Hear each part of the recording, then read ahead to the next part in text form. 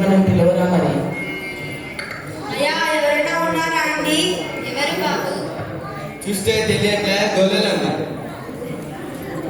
మేమండి ఒక రాత్రి గొర్రెలను కాచుకుంటుంటే ఆయన ఎవరో రెక్కలతో వచ్చి యేసు బాబు పుట్టినాడని చెప్పినాడు. ఆ బాబు ఇక్కడే ఉన్నాడా అండి? ఇదిగో, లోపలికి రండి. మిల్లమిల్ల మెరిసిపోతున్నాడు ఆ యేసు బాబు.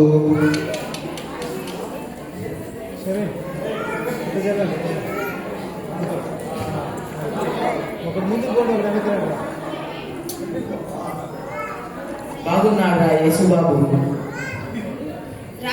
రాజగృహంలో పుట్టి ఉంటే మా బోధులకు చెప్పుకుంటావని